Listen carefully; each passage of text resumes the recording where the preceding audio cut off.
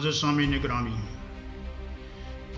वतन असीस पाकिस्तान की हालत दिन ब दिन बिलखसूस अक़लियतों के लिए नागुफ्त ताबे होती जा रही है। सदर पाकिस्तान मोहतरम आरफ अलवी साहब किसी ज़माना में प्रोग्राम में सेंट कैथरीन के मुआहदे का हवाला दिया करते थे, जिसमें वो बताते थे कि नबी करीम ने अक़लियतों के साथ और बिलखसूस मसीहों के साथ एक मुआहदा किया, और जिस मुआहदे में ये तहरीर किया, बहुत सारी चीज़ें हैं, मैं सब चीज़ों का जिक्र नहीं करूँगा। तुम इनकी औरतों के साथ जबरी निकाह नहीं करोगे और इनको जबरी मजहब तब्दील नहीं करवाओगे, और दूसरा तुम इनके चर्चिस की बेहुरमती नहीं करोगे। आज मैं इन दोनों ही बातों के ऊपर बात करना चाहूँगा। पहला नुक्ता, औरतों के साथ निकाह और जबरी तब्दीली मजहब, जो इस दौर में एक आम सी बात हो जाती है। हर रोज़ कोई दिन ऐसा नहीं जाता जब पाकिस्तान के अंदर मसीहों की 12-13 साल बेटियों को अगवा नहीं किया जाता। बाकायदगी से ये सिलसिला जारी है।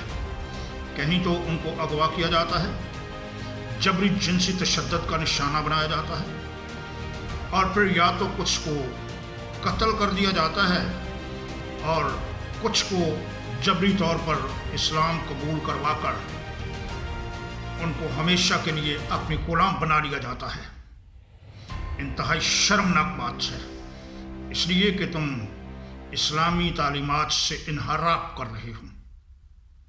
दूसरी बात, आए दिन चर्चिस पर हमले और चर्चिस की बेहुरमती, क्या ये इस्लामी तालीमात के मुताबिक है? अभी गुज़रे दिनों हमने लाहौर मेंटल अस्पताल के वाक़ा को देखा कि किस तरह से वहां पर मजहबी दहशतगर्दी की गई। वो नर्सिस और वो स्टाफ जो जबरदस्ती चर्च के अंदर घुसा,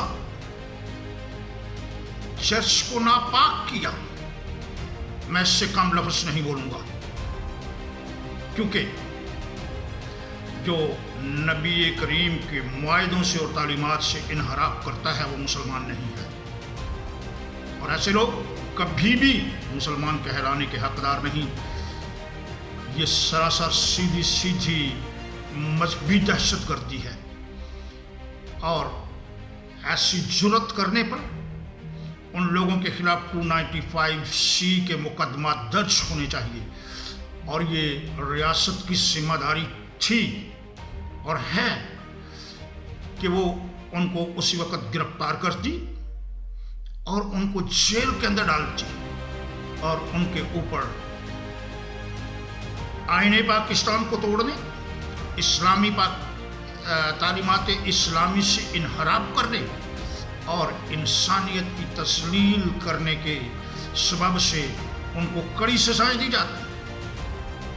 लेकिन हुआ ये कि मसीहों को कमज़ोर हिस्सा जानकर हुकूमत के कुछ आलाकार वहाँ पर पहुँचे, जिसमें मसीही लीडर और इस्लामी मजहबी लीडर जो हैं शामिल थे, और उन्होंने जाकर फिर वहाँ पर वही मुनाफिकाना पॉलिसी इख्तियार की।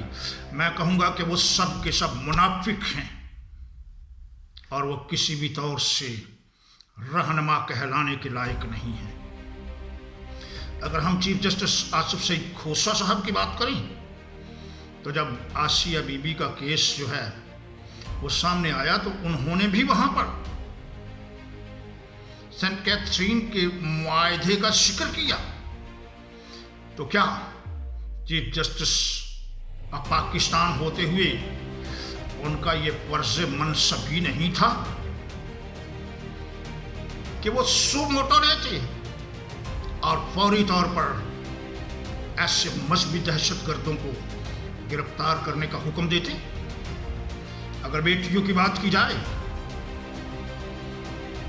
तो कराची स्वराज अस्पताल के अंदर जो कुछ होता है वो किसी से ढका छुपा नहीं, लेकिन उसके ऊपर क्या एक्शन लिया गया, रियासत क्यों खामोश है। और फैसलाबाद में जो कुछ हुआ, एक नौजवान उठता है और एक सीनियर स्टाफ नर्स पर हमलावर होता है, उसकी गैरत ईमानी जागती है। क्या यही गैरत ईमानी है कि तुम औरतों पर हमले करो, उनको असलहा और हथियारों के जोर पर उनको शेर करने की कोशिश करो? शर्म आनी चाहिए जो लोग इन चीज़ों के सपोर्टर हैं। और मैं रहमान मलिक साहब से भी अर्ज करता चलूं, उन्होंने यूरोपीय यूनियन के प्रेसिडेंट को खत लिखा कि पाकिस्तान में कभी किसी भी मजहब के खिलाफ कोई काम नहीं हुआ। याद रखें, आप शांति नगर को भूल गए जब वो पूरा गांव जल गया। कोट राधा किशन को, जहां पर 2 जिंदा इंसानों को, बल्कि तीसरा उस मां के पेट में भी मौजूद था, उसको भी ईंटों के जलते हुए भट्टे के अंदर डाल दिया गया। जोसेफ कॉलोनी, गोजरा कोरिया, कौन कौन सा रहमान मलिक साहब आपको वाक़ा याद दिलाऊं जहां पर हमारे मुल्क के अंदर मजहब के खिलाफ बात नहीं की गई। यहाँ पर तो आज मजहब को क्रश करने की और किसी को ना बर्दाश्त करने की पॉलिसी चल रही है। मैं तमाम अरबाब इख्तियार से, चीफ जस्टिस साहब से, वज़ीर आज़म पाकिस्तान, सदर पाकिस्तान और चीफ ऑफ आर्मी स्टाफ से मुतालबा करता हूँ कि उन बेटियों को अगवा और उनका जबरी तब्दील, ये मजहब करवाने वाले जो भी इसमें सहूलतकार हैं उनको भी, और फिर चर्चिस की बेहुरमती करने वालों के खिलाफ फौरी एक्शन लेकर उनको कैफे किरदार तक पहुँचाएँ। ओवरसीज़ पाकिस्तानी मसीही इस बात के लिए सख्त फिक्र और तरद्दुद का शिकार हैं, और अगर आइंदा दिनों में ऐसा ना किया गया तो ओवरसीज़ पाकिस्तानी मसीही एहतजाज के लिए कोई भी अपना हक इस्तेमाल करने के लिए तैयार मौजूद हैं। खुदावंद आप सबों का हामी और नासिर हो।